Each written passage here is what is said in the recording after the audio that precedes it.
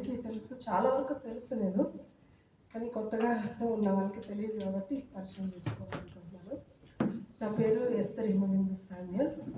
నేను మదనపల్లి అనే ప్రాంతం నుంచి వచ్చానన్నమాట. నేను ఐఎమ్ ఫ్రమ్ తిరుపతి. మా హస్బెండ్ ఏరియా వచ్చి సెటిల్డ్ ఇన్ మదనపల్లి. దేవుని కృపను బట్టి మేము కొంతకాలం విప్రా అనే ప్రాంతంలో ఉన్నాము. తర్వాత నాకు ఒక కుమారుడు, ఆ పిల్లవాడు స్పెషల్ చైల్డ్. స్పెషల్ స్కూల్ కోసం నేను ఇక్కడికి రావడం జరిగింది. 3 ఇయర్స్గా మేము మస్కట్లో ఉంటున్నాము. దేవుని కృపను బట్టి, ప్రభు పిలుపుని బట్టి నేను మాస్టర్స్ ఇన్ డివినిటీ చదివాను. దేవుని బిబ్లికల్ స్టడీస్ చదవడం జరిగింది. అంతకుముందే దేవుని పిలుపు నాకుంది. దేవుని కోసం నేను నిలబడాలని ఆసక్తి కలిగి అన్ని విషయాల్లో నా చిన్నతనం నుంచి నేను ప్రేరేపించబడి ఆయన పిలుపుకు లోబడ్డాను. ఇదే మన దేవుని చిత్తము. ఆయన మన సేవకుని ద్వారా నాకు పిలుపుని అందించారు. దేవుని వాక్యాన్ని పంచుకోవడానికి ఈ సమయంలో నన్ను నడిపించిన దేవునికి వేలాది స్తుతి స్తోత్రాలు చెల్లిస్తున్నాను. నాకు అవకాశం ఇచ్చిన పాస్టర్ గారికి వందనాలు చెల్లిస్తూ సంఘం అంతటికి కూడా కృతజ్ఞతలు తెలుపుకుంటున్నాను. ఒక చిన్న వచనాన్ని చదువుకొని మనము ధ్యానించుకున్నాము. మనం అందరం కలిసి చదువుకున్నాం ఈ వచనాన్ని. యెషయా గ్రంథము 45వ అధ్యాయము 25వ వచనం. యెషయా గ్రంథము 45వ అధ్యాయము 43వ అధ్యాయము 25వ వచనం. నేనే నా చిత్తానుసారముగా నీ అతిక్రమములను తొలచివేయుచున్నాను, నేను నీ పాపములను జ్ఞాపకము చేసుకొనును. హల్లెలూయా. ప్రార్థన చేసుకుందాం. మహిమ గల దేవా, నీ ఘనమైన నామానికి వందనాలు స్తుతిస్తున్నాను. ప్రభువా, నీ ప్రసన్నత, నీ సన్నిధి ఈ స్థలంలో మీరు ఉంచారయ్యా, మీకు స్తోత్రం. దేవుని కృపా సంఘముగా పిలువబడుతున్న ఈ సంఘంలో తండ్రి మీరు మాతో మాట్లాడుతురండి. నేను కాదు ప్రభువా, నేను రాకముందు ఏం మాట్లాడాలి ప్రభు అంటే మాట్లాడటం నేను కాదు, నువ్వు కాదు, నేనని చెప్పాను. మీరు మాట్లాడండి. ఈ బలహీనమైన ఘట్టాన్ని మీరు వాడుకుంటూ రావాల్సిందిగా తండ్రి మీ పాదాల చెంతను ఉంచుకుంటూ మిమ్మల్ని హెచ్చించుకుంటూ మహిమపరచుకుంటూ తండ్రి మీ బిడ్డలకు మీ వాక్యాన్ని అందిస్తూ రావాల్సిందిగా, ప్రతి హృదయాన్ని తాకి అమూల్యమైన వర్తమానాన్ని దయచేయవలసిందిగా యేసు నామములో ప్రార్థిస్తూ సమస్తము మీకు అప్పగిస్తున్నాను తండ్రి. చదువుబడిన వాక్యము మనకందరికీ పరిచయమైన వాక్యమే కదండి. ఏమంటున్నారు ఈ వాక్యంలో? నేనే నా చిత్తానుసారంగా. ఇది ఎవరు తుడిచివేస్తున్నాను? ఇది ఎవరు చెప్తున్నారండి? దేవాది దేవుడు మనందరికీ ఇస్తున్నటువంటి అద్భుతమైన వర్తమానం. ఏంటి తుడిచేస్తాను అంటున్నాడు? జ్ఞాపకం చేసుకోకుండా. మన టాపిక్ ఏంటంటే దేవుడు జ్ఞాపకం చేసుకోకుండా నా జీవితంలో తుడిచివేసిన విషయం ఏంటి? తుడిచివేసినది ఏంటి తుడిచేస్తానంటున్నాడు ఆయన? మన పాపాన్ని, మన పాప రుణాన్ని ఆయన తుడిచివేస్తాను అని చెప్తున్నాడు. ఇంతకుముందు నేను ప్రార్థిస్తూ కూర్చున్నాను. వచ్చినప్పుడు మన దేవుని బిడ్డలందరూ పాటలు పాడుతున్నారు. ఆయన పాటలు పాడినప్పుడు ఒక వచనము ఇట్ టచ్ మై హార్ట్. ఎందుకంటే పాట పాడుతుండగా నీవు నడిపించకపోతే ఇది జరగదు, నీ వాక్కు నీయకపోతే ఇది జరగదు. ఎంత గొప్ప వచనాలు వాళ్ళు చక్కగా పాడారంటే, ఆయన ఇచ్చిన మాటలు, ఆయన వాక్కుని ఇచ్చారు, ఆయన మాట్లాడుతున్నారు. నమ్మిన వారు హల్లెలూయా. పాప రుణం ఏంటి? పాప మనమందరము పాపులే. ఇంతకుముందు మన 53వ దావీదు కీర్తన చదివినప్పుడు దాంట్లో మనం చూసాం కదా, దేవుడు ఈ లోకాన్ని చూసినప్పుడు అందరూ ఎలా కనిపించారు? దేవునికి పాపం చేసిన వాళ్ళే చెడ్డవారుగా కనిపించారు. అయితే మనం పాపంలో ఉండటం దేవునికి ఇష్టం లేదు. దేవుడు మనల్ని పాపంలోనే అలానే ఉంచేయాలని అనుకోలేదు. మనల్ని పాపం నుంచి బయటకి తీసుకురావాలన్న ప్రత్యేకమైన ఉద్దేశము మనందరి పట్ల దేవునికి ఉంది. దేవుడు ఎందుకంటే హీ లవ్స్ us, మనల్ని ఆయన ప్రేమించాడు. హీ డైడ్ ఫర్ us, మన కోసం ప్రాణం పెట్టాడు. ప్రాణం పెట్టాడు. ఎంతగా ప్రాణం పెట్టాడంటే మనము చెప్పలేనంత గొప్పగా ఆయన ప్రాణం పెట్టాడు. ఆఖరి బొట్టు వరకు తన రక్తాన్ని చిందించి మన కోసం ఆయన ప్రాణం పెట్టాడు. ఒక చిన్న ఎగ్జాంపుల్ మీకు చెప్పాలనుకుంటున్నాను. ఒక వ్యక్తి ఎవరికైనా ఇంకొక వ్యక్తికి కొంత రుణం, ఒక 10,000 రూపాయలు అచ్చి ఉన్నాడు అనుకోండి, రుణస్తుడుగా ఉన్నాడు. ఈ 10,000 రూపాయలు తీర్చడానికి చాలా కష్టపడుతున్నాడు. కష్టపడుతూ కొంతకాలం ఆ అప్పు కట్టలేక దాని వడ్డీ కట్టలేక గమ్మున నిలిచిపోయాడు. దాని తర్వాత ఆ అప్పు 10,000 కాస్త 30,000 అయింది. ఇది 30,000 అయినప్పుడు వడ్డీకి ఇచ్చిన వాళ్ళు గమ్మునుంటారండి? చాలా బాధిస్తారు, చాలా విసిగిస్తారు. ఆ విధంగా విసిగించినప్పుడు ఈ విషయాలన్నీ తెలుసుకున్న ఒక మంచి స్నేహితుడు అతని కోసం వచ్చి ఆ అప్పును తీర్చడానికి అతని అప్పు ఇచ్చిన వ్యక్తి దగ్గరకు వెళ్ళి మాట్లాడి, ఎంత నీకు నా స్నేహితుడు అప్పున్నాడు అని అడిగి, ఎంత అంటే 30,000 అప్పున్నాడు అని అంటే, సరే నేను ఆ అప్పు నీకు చెల్లిస్తాను, నీ దగ్గర ఉన్న పత్రాలు కానీ అవన్నీ కూడా నాకు రిటర్న్ చేయి, నీవు నా స్నేహితుని జోలికి ఇక వెళ్ళకూడదని అతనికి ఎంత చెల్లించాడంటే 1,00,000 రూపాయలు చెల్లించాడు. ఇతను తీసుకున్న అప్పు ఎంత? 10,000. ఇతనికి అయిన వడ్డీ మొత్తం అప్పు ఎంత? 30,000 మాత్రమే. అయితే అతను చెల్లించిందంత మన పాపపు రుణాన్ని యేసుప్రభు అంత గొప్పగా చెల్లించాడు. ఎంత గొప్పగా చెల్లించాడంటే, మనం చేసిందని కదా, ఒక దొంగకి ఒక 10 దెబ్బలు శిక్ష అనుకోండి, దేవుడు 39 దెబ్బలు తినేస్తాడు. ఒక తప్పుకి యేసయ్య 39 దెబ్బలు తినేస్తాడు. ఎన్నో గొప్ప కార్యాలు శిలువ పైన మన కోసం ఆయన చేశాడు. భరించలేని బాధను అనుభవించాడు. ఆ శిక్ష మనకు రాకూడదని ఆయన అనుభవించాడు. ఆ శిక్ష మనం అనుభవించకూడదని ఆయన అనుభవించాడు. మనం చెప్పిన విధంగా ఆయన మనల్ని ప్రేమిస్తున్న దేవాతి దేవుడు. ఆ శిక్షలో మనం ఉండకూడదు. ఇంకోటి ఏం చెప్తున్నాడంటే, ఈ శిక్షకు గల కారణం ఏంటి? ఈ శిక్షకు మనకు కారణం ఏంటి? ఏం చేశామని ఈ శిక్ష మనకు వచ్చిందని మనం చూసినట్లయితే, ఎఫెసీయులకు రాసిన పత్రిక 2వ అధ్యాయము 1వ వచనములో, మీ అపరాధముల చేతను పాపము చేతను మీరు చచ్చిన వారై ఉండగా ఆయన మిమ్మును క్రీస్తుతో కూడా బ్రతికించెను. మనం ఎటువంటి వారం అండి? చచ్చిన వారము. మనలో లైఫ్ లేదు, మనము చచ్చిపోయిన వారితో సమానం. పాపములతో చచ్చిన వారమై ఉన్నాం. అయితే క్రీస్తుతో కూడా మనల్ని ఆయన బ్రతికించున్నారు. ఈ పాపానికి గల కారణం ఏంటి అంటే, ఆ 2వ వచనంలో మనం చూసినట్లయితే, మీరు వాటిని చేయించు, చదవండి, మీరు వాటిని చేయించు వాయుమండల సంబంధమైన అధిపతిని, అనగా అవిధేయులైన వారిని ఇప్పుడు ప్రేరేపించు శక్తికి అధిపతిని అనుసరించి ఈ ప్రపంచ ధర్మము చొప్పున మునుపు నడుచుకుంటిరి.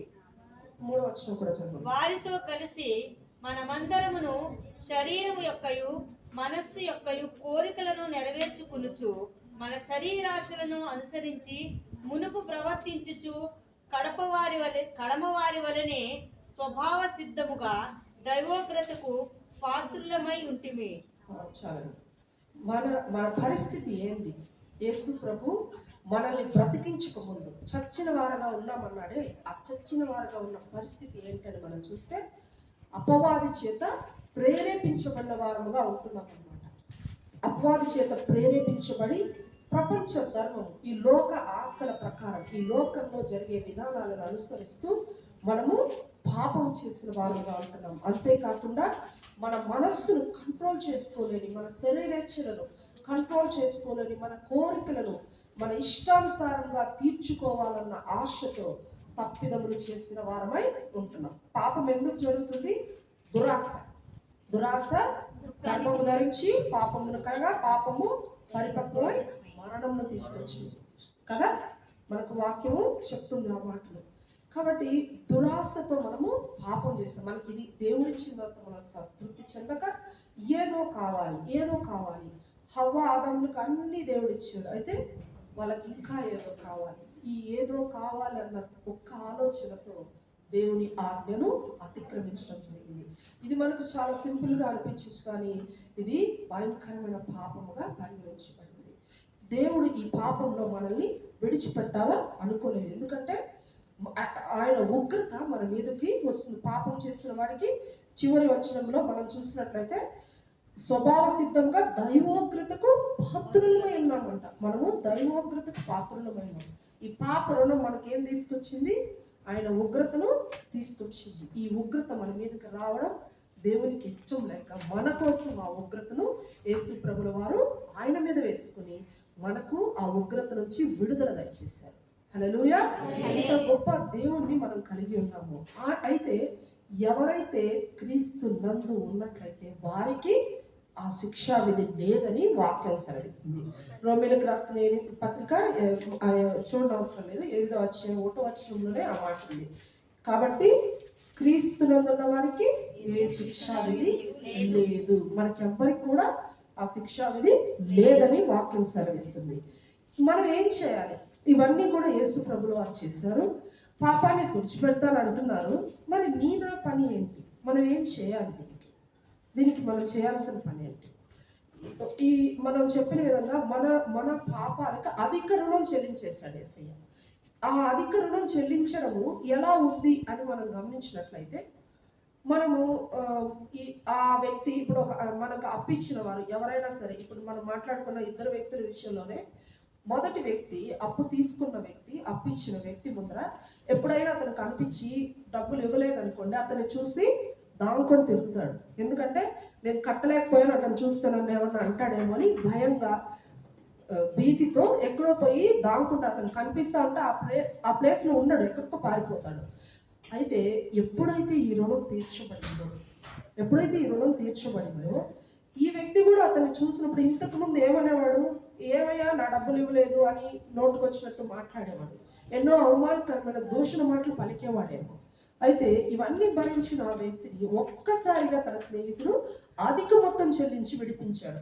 ఒకవేళ తనకి 30,000 చెల్లించుంటే ఆ వ్యక్తి ఎలా ఫీల్ అయ్యి ఉండేవాడంటే, అప్పిచ్చిన వ్యక్తి ఎంతో లేట్ చేసి ఆ 30,000 ఇచ్చేసాడులే, నాకు చాలా డిస్టర్బ్ చేశాడు, చాలా విసిగించాడు, ఎట్లోటి ఆ 30,000 రాబట్టుకున్నానులే అని ఉంటాడేమో. అయితే ఆ ₹1,00,000 ఇచ్చిన తర్వాత అతను కనిపించిన ప్లేస్లో అంతా రండి సార్ కూర్చోండి, కాఫీ తాగండి అని మాట్లాడుతున్నాడు అనమాట. ఆ వే ఆఫ్ బిహేవియర్ మారిపోయింది. తను చూస్తేనే ఒక మర్యాద, ఒక గౌరవం అతనికి కలిగింది. ఈ గౌరవం మనకి ఎవరు తీసుకొచ్చారు?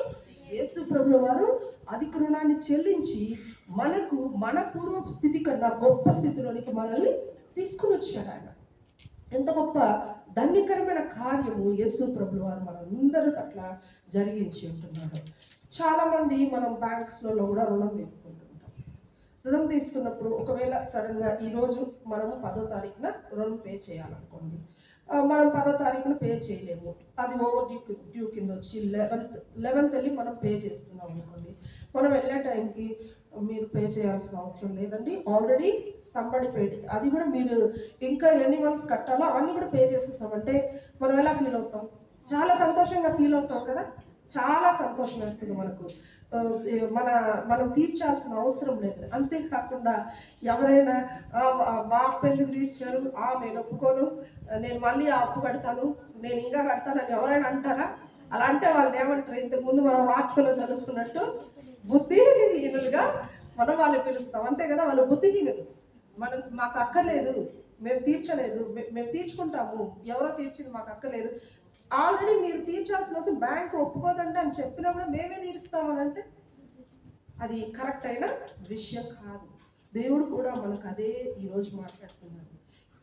ఈ పాపము ఏ విధంగా అయితే ఆ అప్పు అతను ఇచ్చినవాడు మర్చిపోయాడు, తీసుకున్నవాడు మర్చిపోయాడు. తన మనస్సు లోతుల్లో తన అప్పు ఉన్నట్టు అతను తీర్చిన వాడు కూడా మర్చిపోయాడు. వారిద్దరూ మర్చిపోయాడు. అప్పు తీసుకున్నవాడు, అప్పు ఇచ్చినవాడు ఇద్దరు కూడా మర్చిపోయారు. ఆ విధంగా దేవుడు అధికంగా మన రుణాన్ని చెల్లించాడు. ఎంతో ఘోరమైన శిక్ష, ఎన్నో గాయాలు, ఎన్నో ఇబ్బందులు పడి తన రక్తాన్ని ధారగా కార్చి మన కోసం ఆయన వ్యాధిగ్రస్తుడై ఆయన తన దైవత్వాన్ని విడిచిపెట్టి ఈ లోకానికి వచ్చి ఆ శ్రమనంతటిని అనుభవించి నా కోసం, కేవలం నీ కోసం, నా కోసం ఆయన ఆ యొక్క భయంకరమైన శిక్షను అనుభవించి రుణాన్ని చెల్లించేశాడు. అయితే మనం ఇప్పుడు పాప రుణం మనతో ఉన్నదా? లేదు. ఎప్పుడు ఉండదు మనతో పాప రుణం. మనం దాన్ని ఒప్పుకుంటే. ఏమని ఒప్పుకోవాలి? ఆయన మన రక్షకుడు.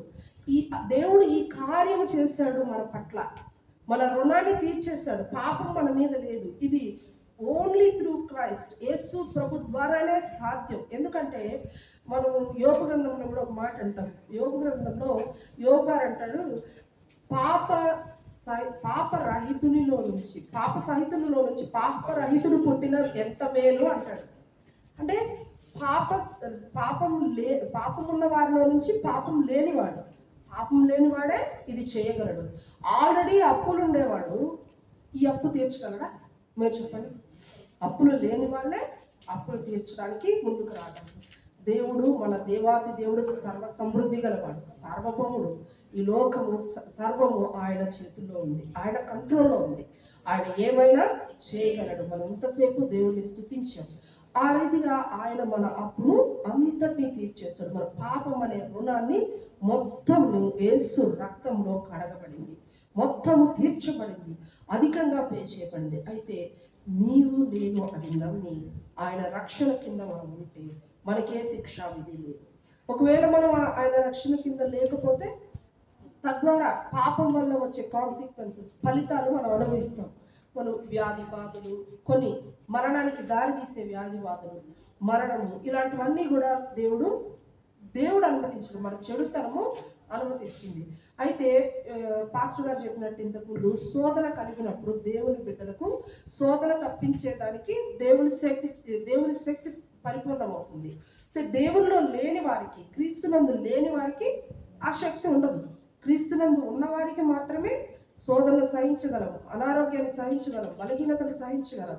మన సిస్టర్ కూడా ఇంతకుముందు మనకు సలాల నుంచి వచ్చిన సిస్టర్ చెప్పిన సాక్ష్యం వింటే నిజంగా ఆమెకు విడుదల వచ్చింది. ఎవరిని నమ్ముకునింది? ఆవిడ యేసును నమ్ముకునింది, యేసయ్యను నమ్ముకునింది. ఆయన మనల్ని విడిపించడానికి ఆమె బదులుగా ఎప్పుడో అనుభవించేశాడు ఆ శ్రమలంతటినీ. పాస్టర్ గారిని నమ్ముకునింది. పాస్టర్ గారు దేవుని ప్రతినిధిగా ఉన్న పాస్టర్ గారి దగ్గరికి వెళ్ళాలి, నేను ప్రార్థనకు రావాలనే ఆశతో ఆమె ఇక్కడికి పరిగెత్తింది. దేవుడు ఆమెకు విడుదల ప్రసాదించాడు. మనం ఏ బంధకాల్లో ఉన్నామో, ఏ ఇబ్బందుల్లో ఉన్నామో, పాపం అనే బంధకము అది రకరకాలుగా మనల్ని అఫ్లిక్ట్ చేస్తుంది అనమాట. రకరకాలుగా మన మీదకి వస్తుంది. కొన్ని సందర్భాల్లో అనారోగ్యాల వల్ల వస్తుంది, కొన్ని సందర్భాల్లో అసమాధానం, ఇంట్లో డిస్టర్బెన్స్, ఏదో ఒక ప్రాబ్లం, ఏదో ఒక డిస్టర్బెన్స్, సమాధానం లేని పరిస్థితి, కొన్ని సందర్భాల్లో మరణకరమైన పరిస్థితులు, మరణకరమైన ఇబ్బందులు మన దగ్గరకు వస్తుంది. కొన్ని సందర్భాల్లో అప్పులు పాలైపోతుంటారు. ఎందుకంటే దేవుని యొక్క విచారించకుండా దురాశతో చేసిన తప్పిదం ద్వారా అప్పులు పాలైపోయి, వీటన్నిటి నుంచి, ఈ బంధకాలు అన్నిటి నుంచి మనకు విడుదల కావాలంటే ఒక్కటే మార్గం, ఏసే మన మార్గం. ఆయన వైపు మనం తిరిగితే, ఆయన తట్టు మనం చూస్తే, ఆయన మన పాప రుణాలంతటినీ తీర్చేసేవాడు. ఇక్కడ ఏమంటున్నాడు మనం చదవబడిన వాక్యంలో?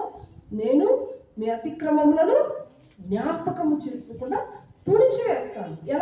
ఎంతగా తుడిచివేస్తానంటే నీకు కూడా గుర్తుండకూడదు, నీకు కూడా అవి గుర్తున్నదంతగా నేను తుడిచేస్తాను. అయితే నువ్వు మళ్ళీ దాన్ని గుర్తు చేసుకుని, నేను నిజంగా యేసు ప్రభుని నమ్ముకుంటే నాకు ఇది జరుగుతుందా, నిజంగా యేసయ్య నా పాపాలన్నీ తుడిచేశాడా అనే అనుమానం నీకు కలిగితే, దీనివల్ల నువ్వు చేస్తున్న తప్పిదం ఏంటి తెలుసా?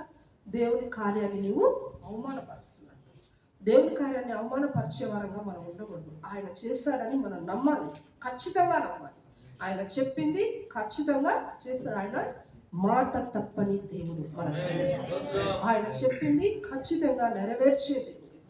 ఆయన గొప్ప దేవుడు. మన జీవితంలో ఖచ్చితంగా ఆయన కార్యం చేశారు. కానీ ఆయన ఈ రెండిటికి, ఆయన నీ పాపాలని విడిపించి నిన్ను రుణస్థులుగా లేకుండా రుణం చెల్లించడానికి, నిన్ను ఆశీర్వదించడానికి మధ్యలో ఒక చిన్న విషయం, నీలో జరిగే ఒక ప్రక్రియ, అది దేవుడు కోరుకుంటున్నాడు. ఆ ప్రక్రియ ఏంటి? నువ్వు నమ్మాలి, విశ్వసించాలి. ఈ యొక్క దేవుని కార్యాన్ని నువ్వు నీ మీదకి ఆహ్వానించాలి, నువ్వు నీ మీదకి తెచ్చుకోవాలి. ఆ కార్యాన్ని నువ్వు అప్లై చేసుకోవాలి. దాన్ని ఇది నాది, నా కోసం దేవుడు చేశాడు.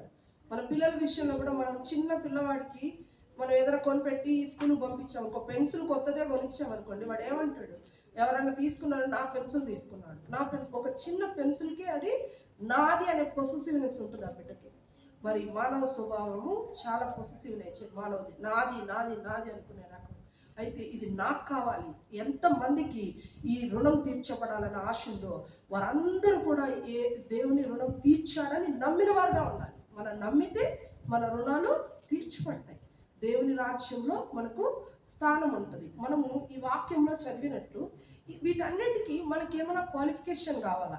దేవుడు మన రుణం తీర్చడానికి, దేవుడు మన అతిక్రమను తుడిచిపెట్టడానికి, దేవుడు మనల్ని ఈ పాపం అంతటి నుంచి విడుదల చేయడానికి, మనల్ని తిరిగి ఆశీర్వదించడానికి కారణం ఏంటి? దానికి మనకేమన్నా ఒక స్పెషల్ క్వాలిఫికేషన్, స్పెషల్ ఐడెంటిటీ ఏమన్నా కావాలంటే మన క్రియలను బట్టి ఇది నువ్వెంత మంచిదానివైనా, నువ్వెంత మంచివాడవైనా మన క్రియలను బట్టి ఇది జరగట్లేదు. ఏమంటున్నాడు? ఆయన కరుణా సంపన్నతను బట్టి, ఆయన కృపను బట్టి మాత్రమే దేవుడు ఈ కార్యాన్ని మనందరి జీవితంలో జరిగిస్తున్నాడు. ఎందుకంటే ముందుగా మనం చెప్పుకున్నట్లు గాడ్ లవ్స్ us. దేవుడు మనల్ని ప్రేమించి తల్లి గర్భమున రూపించబడక ముందే మనల్ని ఆయన ఇష్టపూర్వకంగా సృజించి నిర్మించి ఈ లోకానికి పంపించాడు. మన మీద సర్వాధికారము ఆయనదే. ఆయన మనల్ని ప్రేమిస్తున్నాడు కాబట్టి ఆయన తన స్వకీయ కుమారుని ఈ లోకానికి పంపించి ఆయన చేసిన త్యాగం ద్వారా మన రుణాన్ని అంతటినీ తీర్చివేసి, ఇక్కడ మనము రుణము తీసుకున్న వారు, రుణము ఇచ్చిన వారికి ఈ రెండింటిని మనం గమనించేస్తే మనం ఎవరికి రుణస్థులము? పాపం విషయంలో దేవునికి తండ్రి దేవునికి రుణస్థులము. మన రుణం చెల్లించిన మన గొప్ప స్నేహితుడు ఎవరు? మన యేసు ప్రభువు వారు. ఆయన వచ్చి మన తరపున తండ్రి యొక్క ఉగ్రత మన మీదకి రాకుండా, ఎందుకంటే అది రూల్, పాపం చేసిన వాడికి శిక్ష తథ్యం. ఎవరికైనా సరే పాపం చేస్తే శిక్ష రావాల్సిందే. ఆ శిక్ష నుంచి తప్పించడానికి యేసు ప్రభుల వారు తన ప్రాణాన్ని పెట్టి మూల్యం చెల్లించడం ద్వారా మనకు ఆ శిక్ష లేకుండా పోయింది. మనకు ఆ మన పాప రుణం అంతా కూడా తీర్చబడింది. యేసు ప్రభుల వారు చేసిన త్యాగాన్ని తండ్రి ఆమోదించారు. మన పరిశుద్ధతను కోల్పోయి పాపంగా ఉన్నప్పుడు తిరిగి ఆ పరిశుద్ధతను పొందుకోవడానికి, తండ్రితో అనుసంధానం కావడానికి, రీకన్సిలేషన్ కావడానికి దేవుడు యేసు ప్రభుల వారు ఎంత గొప్ప త్యాగాన్ని చేసినట్టుగా మనం చూస్తాం. 4వ వచనం చదువుకుంటే, ఎఫెసీ పత్రిక 2వ అధ్యాయము 4వ వచనం ఒకసారి చదువుకుంటే, ఆయనను దేవుడు కృపా సంపన్నుడై ఉండి మనము మన అపరాధముల చేత చచ్చిన వారమై ఉండినప్పుడు సైతము మన ఎడల చూపిన మహాప్రేమ చేత మనలను క్రీస్తుతో కూడా బ్రతికించిన కృప చేత మీరు రక్షించబడి ఉన్నారు. ఎక్కడైనా కూడా మీ డీడ్స్, మనం చేసిన కార్యాల చేత, నేను పలానా చోట పోయి ఈ మేలుకరమైన పరిస్థితులు చేశాను, ఒక దానం చేశాను, ఒక మంచి కార్యం చేశాను, ఎవరికో సహాయపడ్డాను, ఏదో కొన్ని కార్యాలు ఉంటాయి కదా మంచివి, అలాంటివి ఏమన్నా చేసి ఉంటే వాటి వల్ల నువ్వు రక్షించబడ్డావని ఉందా? లేదు. మన కార్యాలన్నీ చెప్తారు దేవుని వాక్యంలో, మన నీతి ఎటువంటిదంటే మురికి గుడ్డ వంటిది అన్నారు. అది శుభ్రపడాలంటే క్రీస్తు రక్తం ద్వారానే సాధ్యం. అది మనం ఈ వాక్యంలో చూసినట్లయితే కృప చేతనే మనము రక్షించబడ్డాం. దేవుని వల్ల విశ్వాసం కలగడం కూడా కృప. ఈ కృప చేత మనం రక్షించబడ్డామంటే విశ్వాసం ద్వారా. 8వ వచనంలో మనం చూస్తే, కృప చేతనే రక్షింపబడి ఉన్నారు, ఇది మీ వలన కలిగినది కాదు, దేవుని వరమే. అది క్రియల వలన కలిగింది కాదు కనుక మన అతిశయం. మనమేమి నేను చేసిన, ఇప్పుడు మనం ఒక నెల రోజులు మనం ఉద్యోగం చేసినప్పుడు నెల తర్వాత మనకు జీతం వస్తుంది. అది నా కష్టము, నాది అన్న అతిశయము మనలో ఉంటుంది. కానీ మనం ఇది ఏం చేసుకోలేదు, మనం ఇది సంపాదించుకోలేదు, కేవలము కృప ద్వారానే ఇది మనకు అనుగ్రహించబడింది. విశ్వాసము చేత కృప ద్వారా, మనం వాక్యంలో చూసినట్లు విశ్వాసం ద్వారా కృప చేతనే అనుగ్రహించబడింది. దేవుని కృప ఎవరికి అంటే ఆయన నమ్మిన ప్రతి ఒక్కరికి ఆయన కృపనివ్వడానికి, ధారాళముగా ఆయన కృపను అనుగ్రహించడానికి ఆయన ఎంతో సిద్ధముగా ఉన్నాడు. అయితే ఇంకొక విషయం చెప్పాలంటే, ఎలా తీసుకోవాలి ఆయన కృప? దానికి మనం ఏం చెల్లించాలంటే ఇట్స్ ఫ్రీ ఆఫ్ కాస్ట్. మనం ఏమీ చెల్లించాల్సిన అవసరం లేదు. ఆల్రెడీ మన కోసం ఆయన చెల్లించాడు. ఆయన కృపను పొందుకోవటానికి ఆయనకు సమీపంగా రావాలి, ఆయన దగ్గరికి రావాలి. ప్రతి విధమైన బాధ నుంచి, ప్రతి విధమైన ఇబ్బంది నుంచి, ప్రతి విధమైన శోధన నుంచి. ఎందుకంటే మనం ఇంతకుముందు చదివిన వాక్యంలో దేవుల్లో లేకపోతే ఎవరి చేత ప్రేరేపించబడతామో? అపవాది చేత ప్రేరేపించబడి మన శరీర ఏచ్ఛలను బట్టి, మన మనస్సుకు నచ్చినట్టు, మన కోరికలను బట్టి మనం పాపంలోనే ఉండిపోతాము. ఆ విధంగా ఉండిపోతే దేవుని మహోగ్రతకు మనము పాత్రలు అవుతాము. అవన్నీ మన జీవితాల్లో జరగకూడదు. దేవునికి అది ఇష్టం లేదు. కాబట్టి దేవుడు నిన్ను నన్ను రక్షించుకోవడానికి మొదట మన పాపాన్ని కడగాలని నిర్ణయించుకున్నాడు. తిరిగి మనము పరిశుద్ధతలోకి నడిపించబడాలని దేవుడు మనల్ని ఏర్పాటు చేసుకున్నాడు. ఈ సమయంలో ఇక్కడ కూర్చున్న ప్రతి ఒక్కరము మనం ఏదో రావాలి పట్టాలి అని కాదు, కానీ దేవుని యొక్క చిత్తములో మనం అందరం ఉన్నాం కాబట్టి, ఆయన మనల్ని ప్రేమిస్తున్నారు కాబట్టి మన దేవుని సన్నిధానానికి ఈ సమయంలో మనల్ని నడిపించారు. అనేక మంది ఎన్నో వాళ్ళ కాలక్షేపాల్లో కొంతమంది ఎక్కడెక్కడో టైం పాస్ చేస్తూ ఉంటున్నారు. దానివల్ల ప్రయోజనం, వాళ్ళు ఇంకా పాపంలోనే ఉన్నారు.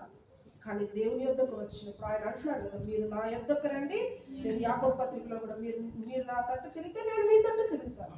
మనం రావాలి ఆయన యొద్దకు. మనం వచ్చినప్పుడు ప్రతి విషయంలో ఆయన ప్రభా నా పాప రుణాన్ని, ఏ సమస్యతో నేను బాధపడుతున్నాను, ఇంకా నా మీద ఏ పాపం నిలిచి ఉందో నేను కూడా గ్రహించలేని స్థితిలో ఉన్నట్లయితే, దేవా ఆ పాపాన్ని నీవే తీర్చే దేవుడుగా ఈ రోజు మా అందరి జీవితంలో నీవు ఉన్నావు ప్రభా, నీ మీద వేస్తున్నాను, నీవిచ్చిన రక్షణను, నీవిచ్చిన జయాన్ని నేను స్వీకరిస్తున్నాను అని ఒప్పుకోవాలి. మన హృదయాంతరంగంలో నుంచి ఒప్పుకోవాలి, మన నోటి మాటతో ఒప్పుకోవాలి, యాజ్ వెల్ యాజ్ మన గుండె లోతుల్లో నుంచి ఆయన మనం యాక్సెప్ట్ చేయాలి, అంగీకరించాలి. అప్పుడే మనం దేవుణ్ణి మహిమపరిచిన వారంగా మనం ఉంటాం అన్నమాట. దీని ద్వారా దేవుడు మనకు ఏం ప్రసాదిస్తున్నాడంటే, దేవుడు మునుపు మనం దూరస్తులుగా ఉన్నాము, ఇప్పుడు దేవునికి సమీపస్తులుగా అవడానికి సహాయం చేశాడు. అంతేకాకుండా తండ్రి కుడిపార్శ్వమున యేసయ్య కూర్చుంటాడని మనకు అందరికీ తెలుసు కదా. అక్కడ యేసయ్యతో కూడా కూర్చునే భాగ్యాన్ని మనకు దేవుడు ప్రసాదించాడు. ఎంత గౌరవం, ఎంత ఘనత మనకు దయచేశాడు. మనం ఏం ఆలోచించాం? ఇంతకుముందు మనం చూసిన విషయంలో ఆ అప్పు తీర్చిన తర్వాత అంతకుముందు అతను చూసి పారిపోయే వ్యక్తిని, అతను చూస్తానే నా అప్పు తీర్చలేదని గట్టిగా మాట్లాడి ఇబ్బంది పెడుతున్న వ్యక్తి, రండి సార్ కూర్చోండి కాఫీ తాగండి అనే పరిస్థితికి, ఒక గౌరవప్రదమైన పొజిషన్కి దేవుడు మార్చేశాడు. ప్రతి పాపిని, ప్రతి సిన్నర్ని సెయింట్ గా మార్చగలిగిన మహాదేవుడు మన దేవుడు. ఆయన నామానికే వందనాలు.